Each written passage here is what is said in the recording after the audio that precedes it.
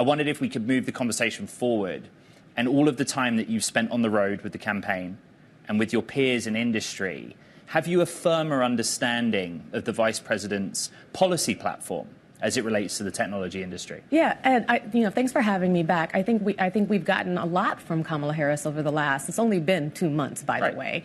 A lot of it has been a focus on just the approach on how she and her administration will be open and collaborative to technology, to innovation, to hearing different voices. Look, there's lots of people who have done a lot of coverage on the big billionaires with the microphones, but not enough coverage on the 7 million people who make up the fabric of tech and what their voices say and what they want to see in a new administration. And that's what she's been very open to listening to.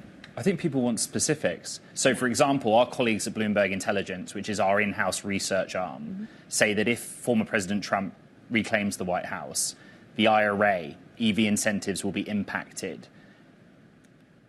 Conversely, with Vice President Harris, they basically see continuity, that nothing will change. But that's not in and of itself policy. It's just maintaining the status quo. It's not policy. And quite frankly, I think you have to look at things like, let's go to climate tech, for example, and look at what her opponent has said about climate tech. And of course, Project 2025 has said about climate tech. One of my co-founders is Julia Collins, who is the CEO of a climate tech company called Planet Forward. And we're very concerned about not climate tech just for it's good for the economy, but what it really spurs in terms of innovation and growth for our economy. Her opponent has said that they're willing to dismantle the EPA, FEMA, et cetera. Kamala Harris has come out and said, no, we're actually going to support climate tech. We're going to look at growing this industry. And so she has come out and actually been very vocal about, certain areas in tech for sure. I could also talk about AI. She's come out and talked about being very collaborative in terms of looking at how we approach AI regulation, not in a way to stifle competition, but in a way to be ethical, in a way to be supportive of a very new technology that we're all just really trying to wrap our arms around. But let's just talk about regulation for a moment. I'm pleased you went there, Shannon, because we had Vivek Ramaswamy, of course, who is a supporter of Trump and the campaign there, on the show on Friday. And his main focus is the fact that we need to reduce regulation. Just take a listen to what he said. The problem with Washington, D.C. is every time they pass one of these laws, the Inflation Reduction Act or the CHIPS Act, there's so much other baggage they sneak into there that it dilutes the original vision or purpose of the act in the first place. You want to foster semiconductor production in the United States, as I do? Here's how we do it. Mass deregulation that lifts those regulatory constraints in the United States. Is there a risk that people believe that Vice President Harris is synonymous to more regulation and therefore a lack of innovation?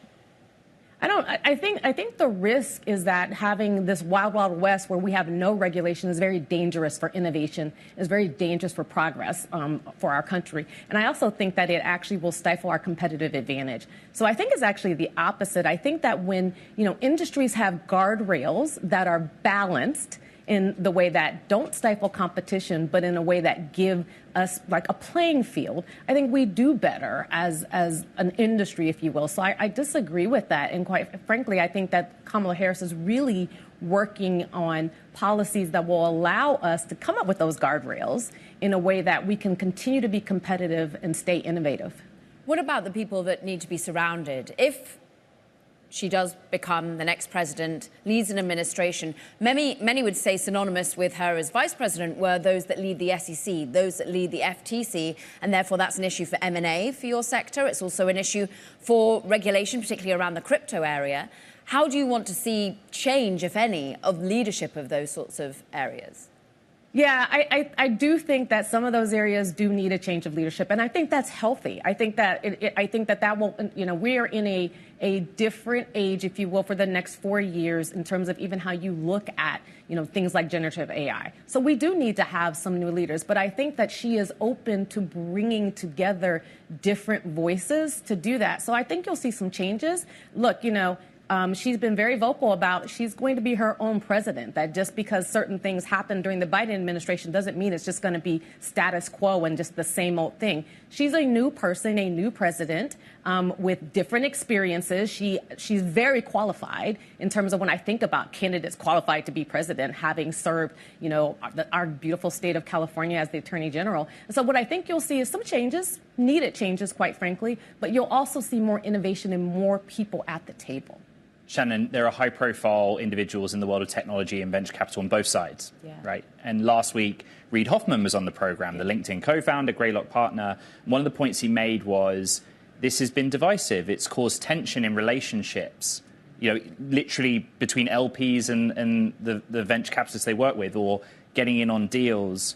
What's your experience been of that? Somebody established in the industry. I got to tell you, my experience has been, and I've been out there, I've been canvassing, I've gone to different states. My experiences, even starting with being at the Democratic National Convention, is that she's bringing in more joy to politics.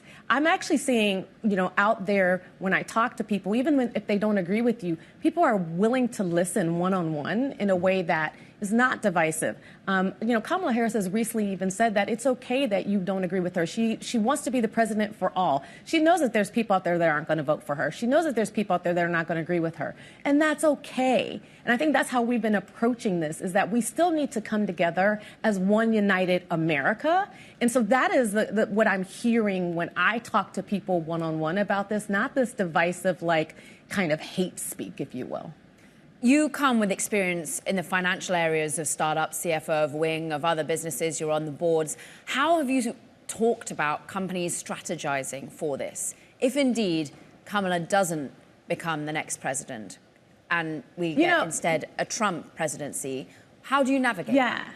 I think that, we will have to, we will have to navigate if that does happen. But I don't like to put those type of things out there in the universe. So we do believe that Kamala Harris is going to win, and we do believe that we will have a seat at the table, and that's what's really important. And so, honestly, that's what we've been focusing on, is how do we bring together these diverse voices, get them at the table, and really talk about spawning and continuing the innovation in our competitive advantage.